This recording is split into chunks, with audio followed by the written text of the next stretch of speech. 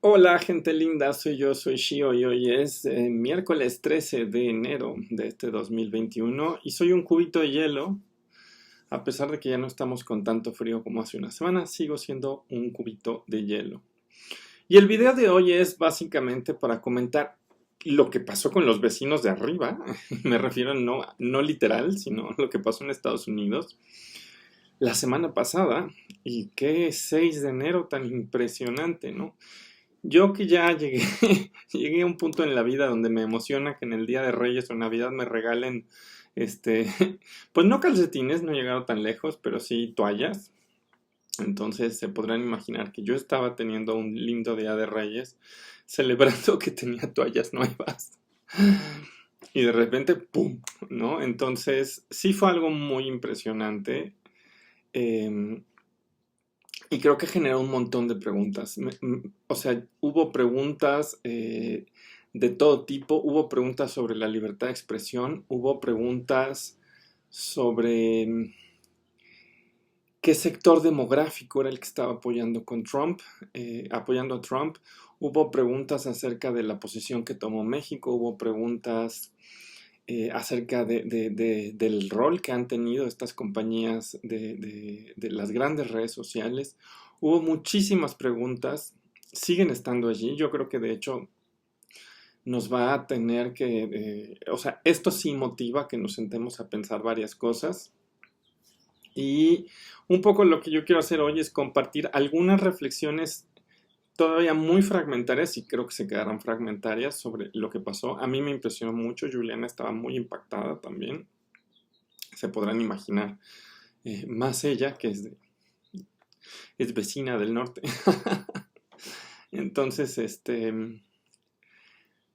lo primero que yo diría es que sí me sorprende que, por ejemplo, y lo entiendo, la respuesta en memes donde, por ejemplo, de repente había memes burlándose de la situación diciéndoles, lero, lero, ya les tocaba a ustedes después de todo lo que le han hecho a América Latina, lo que le han hecho en general al tercer mundo.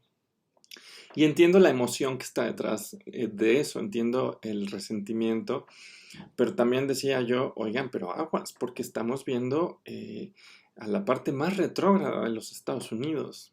Y para mí eso sí es lo que significa Trump, ¿no? Es un hombre misógino, muy misógino. Recordaremos sus declaraciones de Grab them by the pussy, que dieron de hecho lugar a esta protesta masiva con estos lindos gorritos de color de rosa. Entonces es un tipo misógino, es un tipo transfóbico y LGBT fóbico en general. Digo, a las personas trans en Estados Unidos les ha ido terrible en el periodo de Trump. Incluso ahora, antes de irse, ha quitado protecciones de derechos humanos a personas trans en donde ha podido. Eh, es una persona, por supuesto, cuyo modelo educativo, cortesía de Betsy Davos, ha sido terrible. O sea, es una apuesta de privatizar la educación pública de los Estados Unidos. Y los Estados Unidos ya no tiene el sistema de educación pública que llegó a tener, por ejemplo, después del New Deal. Ya no son eso los Estados Unidos. Eh, es un tipo, desde luego, profundamente racista. Hace unas semanas, si no es que ya unos 2, 3 meses, sacaba incluso si no me equivoco, era el Departamento de Estado, la propia presidencia de Estados Unidos, una declaración diciendo que aquel que dijera que Estados Unidos había sido históricamente sexista o racista estaba violando digamos, los mandatos de cómo ha de narrarse la historia de los Estados Unidos, ¿no? Es decir, había un denegacionismo sobre la historia racial y la historia sexual de los Estados Unidos. Y así podríamos seguirnos, porque por supuesto el tipo es un demagogo, antiinmigrante, etcétera, ¿no? Entonces, pues yo entendía el afecto que estaba detrás de los memes, de este enojo, a ver, ahora les toca a ustedes, ¿no? Pero también yo decía, oigan, pero lo que pasa es que si se consuma este golpe de Estado, es malo para todos, es malo para ellos, pero también es pésimo para nosotros, ¿no? O sea, a mí, por ejemplo, en el caso de México, sí lamento mucho que haya sido necesario, y entiendo que ha sido necesario, y eso no exime que señale la responsabilidad del gobierno actual, el alinearse a una política migratoria carnicera. Y digo que ha sido necesario porque el tipo era un presidente dentro de los impresentables. Yo sí creo que es el más impresentable. Era un bully internacional. Y yo lamento mucho la postura que tomó México, lo he llegado a decir aquí, de volvernos un muro fronterizo. Entiendo que para el gobierno mexicano era muy difícil la situación. Entonces, sin duda, yo digo, pues es que no, yo no podría celebrar eso, porque nadie va a aprender nada, ¿no? No va a ser una lección histórica para nadie, va a ser una debacle, ¿no? Entonces, esa es como mi primera reacción era aguas. Estamos viendo a uno de los sectores más reaccionarios de los Estados Unidos, ¿no? Y por ahí esto generó, por ejemplo, incluso una polémica. Por ahí Gibran hizo una declaración en Milenio TV que fue muy polémica, donde dijo que el grupo de personas que estaban apoyando a Trump habían sido dejados atrás por el proceso electoral, que de alguna manera era un sector disenfranchised, como dicen en inglés, ¿no? Un sector excluido y marginalizado de la política, ¿no? Y eso generó mucha controversia, incluso a Gibran le dijeron cosas muy feas y muy intensas en Twitter. Yo creo que él ahí incurrió en un error analítico. Dicho sea de paso, creo que confundió a dos sectores distintos del electorado que en algún momento votaron por Trump. Sí es cierto que había un sector, sobre todo en el Rust Belt, en los estados, por ejemplo, de los Grandes Lagos, que eran sobre todo población blanca venida a menos, que había sido en su momento clase media, y que los procesos de desindustrialización de esa zona habían dejado pauperizados económicamente. Digamos, con este tránsito de un Estados Unidos industrial a un Estados Unidos postindustrial, estamos pensando en ciudades como Detroit, o sea, todo lo que fue la caída de esa zona industrial, por supuesto dejó a este sector de alguna manera muy pauperizado. E incluso hubo filósofos, hubo analistas políticos, hubo politólogos que sí decían que era un punto que la izquierda norteamericana había abandonado, porque la izquierda norteamericana se había quizás enfocado mucho en una lógica identitaria de pensar en términos de raza, clase, género, orientación sexual, identidad de género, migración, y que este sector, digamos, pues era blanco, era un sector blanco, muchos eran hombres blancos, y entonces la política identitaria no parecía acomodarlos, ¿no? Y en efecto, este votante hace 4 años fue fundamental para que se ganara toda la parte del Rust Belt. Y eso fue una de las cosas que llevaron a la derrota, por ejemplo, a Hillary Clinton. Pero yo de hecho sostendría que no fue ese sector del electorado norteamericano el que fue al Capitolio. Ese sector no era un sector así. Ahí estábamos viendo movimientos de alt-right, estábamos viendo un supremacismo blanco, antiinmigrante, en muchas ocasiones islamófobo, antisemita, por supuesto misógino, LGBT-fóbico, y muchos digamos, de este sector no son clases medias pauperizadas. Lo que los conforma, digamos, como grupo es una especie de visión racista de lo que imaginan que debe ser la identidad nacional de los Estados Unidos y que ven amenazado eso por el avance de discursos y en menor medida de ciertas poblaciones que están luchando por ser integradas en la democracia norteamericana, que es muy imperfecta, ¿no? Pero bueno, ahí se podrán decir muchas cosas, pero sí creo que no son el mismo sector del electorado, si bien seguramente se traslapan. Mi lectura es que aquí hay un supremacismo blanco que no necesariamente obedece a lógicas económicas, ¿no? Yo creo que ahí quien haga esta lectura vuelve a caer en los economicismos de los años 70, donde imaginan que todo fenómeno cultural obedece a razones económicas. Yo creo que aquí no.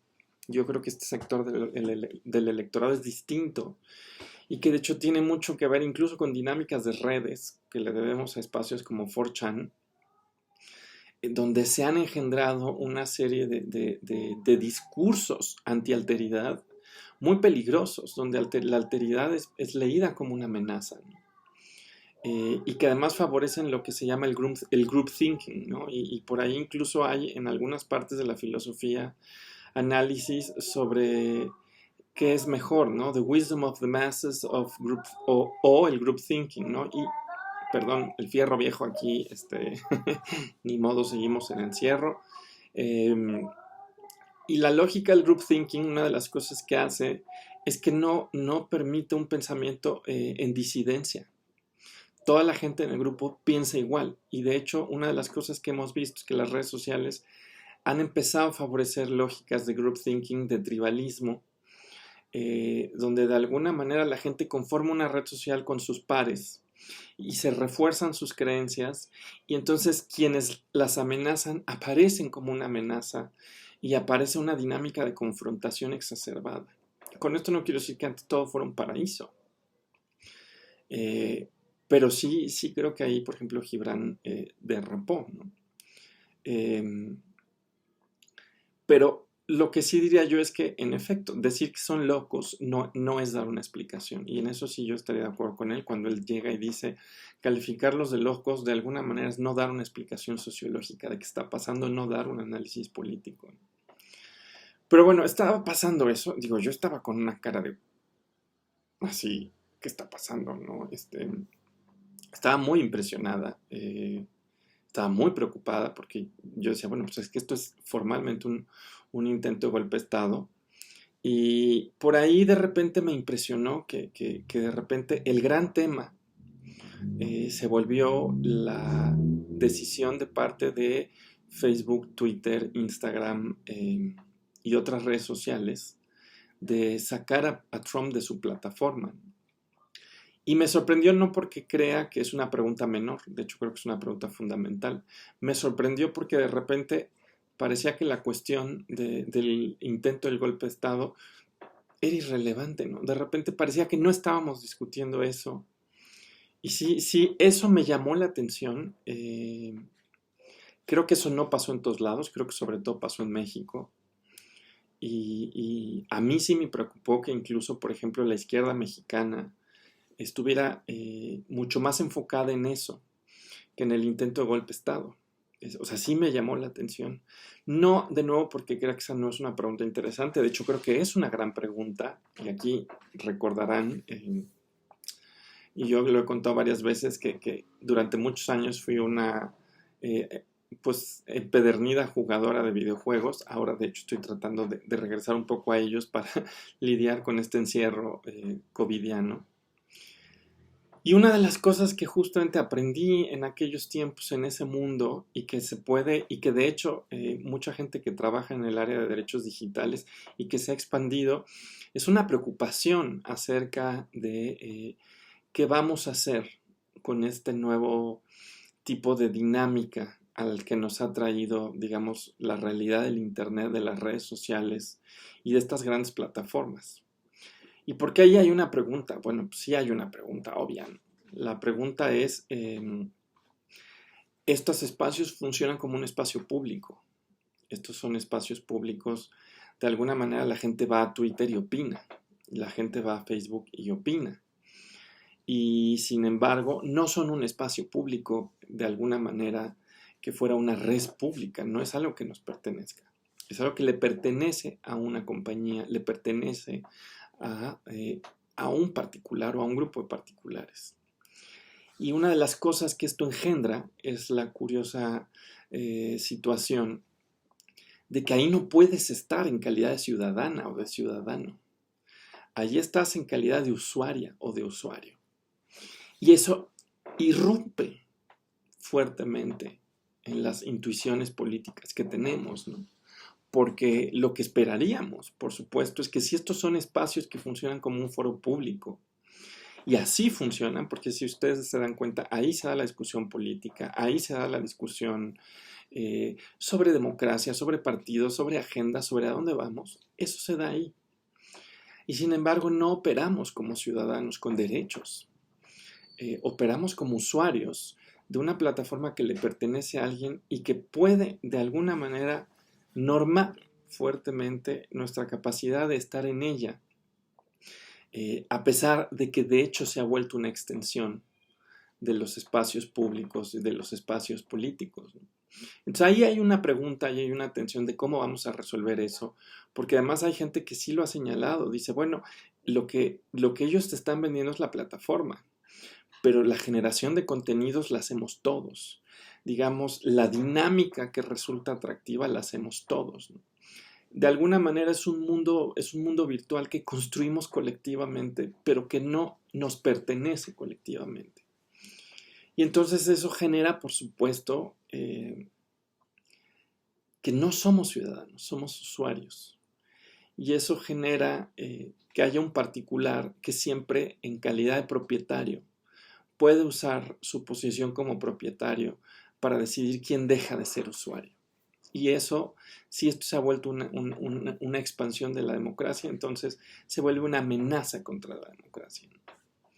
La propia Merkel decía, bueno, pues es que eso lo vamos a tener que regular. Este es un tema pendiente. De hecho, les voy a decir que curiosamente, yo creo que hay un tránsito generacional, porque mucha de la gente que se dedica a eso es gente que creció con los videojuegos, que creció con el Internet, que creció siendo nativo digital y que algunas de sus preocupaciones iniciales eran casi de sus espacios de entretenimiento y que luego han ido madurando, ¿no? Por lo menos conozco varios casos así de varios amigos. Mi propia aproximación a esta reflexión, que es por supuesto en calidad muy amateur, la hago en calidad de alguien que ha pasado mucho tiempo jugando videojuegos y en redes sociales, no porque sea, no porque sea mi tema de estudio, ¿no? Pero, o sea, sí, lo que quiero decir es, sí estaba esa pregunta allí, sí veo que es una pregunta fundamental, es una pregunta relevante. Y sin embargo, creo que al planteárnosla no debería llevarnos a olvidar que hubo un intento de golpe de Estado.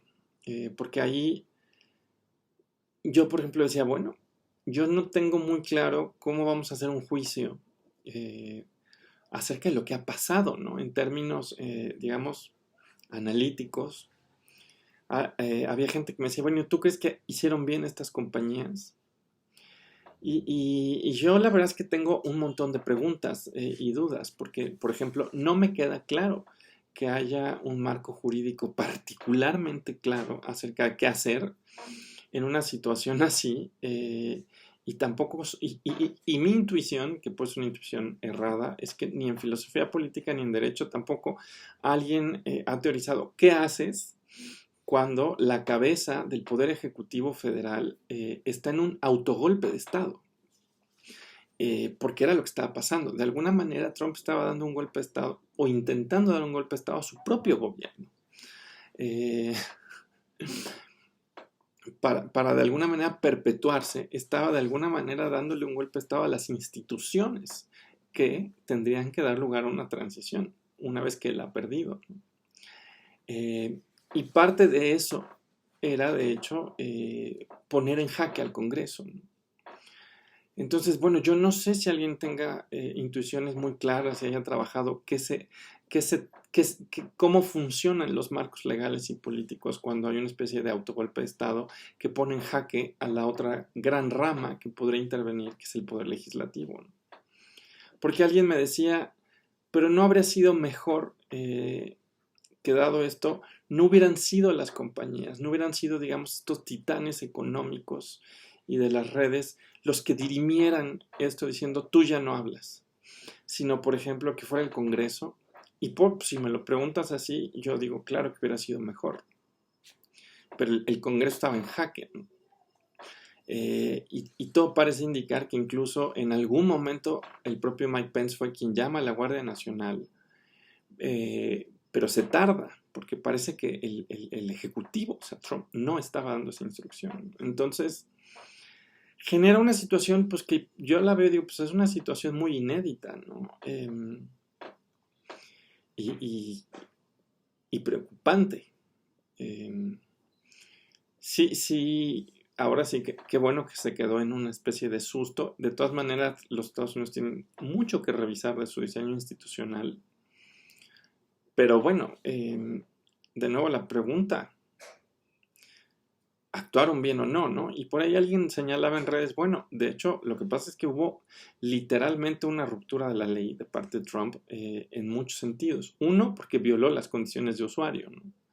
Y aquí podrías decir, bueno, pero es que justo estamos problematizando esas condiciones de usuario. Pero por lo menos una parte de las condiciones que se le imponen al usuario parecen tener cierta sensatez, ¿no? Y es que esas condiciones del usuario eh, implican que si tú haces un llamado directo a la violencia, que si tú haces un llamado directo eh, a una violencia inminente y concreta contra otro sector de la población, bueno, pues eso sí está prohibido, ¿no? Y ahí, de hecho, una parte importante de la tradición en filosofía política dice eh, que esa es una de las restricciones más claras que hay sobre la libertad de expresión. E incluso dice, ojo, el discurso sedicioso no está ni debe estar bloqueado. O sea, si alguien dice, oigan, este sistema es injusto y hay que echarlo abajo, eso está protegido. Si alguien dice, este gobierno es ilegítimo, eso está protegido. Si alguien dice, hubo un fraude, eso está protegido.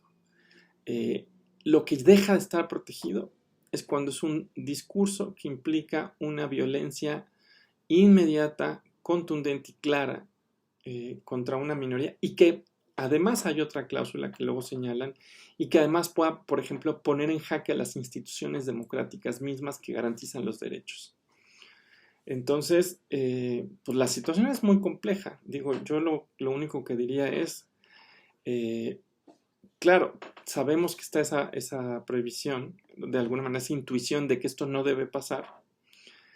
Y quizás nos hubiera gustado que ese llamado detengan esta comunicación que está de alguna manera siendo un llamado a una violencia inmediata y clara, lo hubiera hecho una rama del gobierno y no precisamente un particular o un conjunto de particulares, ¿no?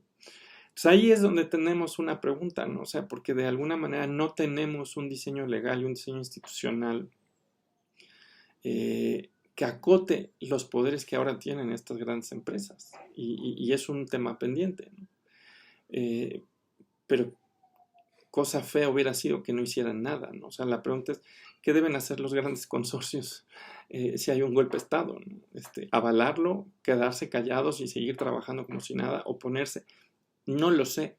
Yo diría que oponerse, como todos los demás ciudadanos, pero bueno, esa es una opinión muy personal, ¿no? Que no resuelve todas las preguntas que tenemos con esto. Yo me quedo con un montón de preguntas. Me interesa mucho, por ejemplo, ver qué se escribe en esta semana sobre esto, qué se dice, qué se reflexiona, porque luego pues aprende uno mucho con estas cosas, ¿no? Y simplemente decir, pues sí, decir eso, que fue una situación, a mí me parece que es una situación inédita y es una situación que sí muestra una serie de desequilibrios institucionales y una serie de problemas y vacíos legales que tenemos que abordar. Pero casi que yo diría, bueno, pues por lo menos no se concretó, ¿no? Porque a mí sí me parece que es una de las partes más reaccionarias de los Estados Unidos, ¿no? Pero bueno, yo aquí sí creo que nos viene un periodo de enorme reflexión y aprendizaje. Ya he hablado demasiado. Yo creo que el video de la próxima semana va a ser una tontería. Entonces, pues nada. A ver qué pasa de aquí al día 20. Ahora sí que, gulp. Y pues nada, nos vemos en una semana. Bye bye.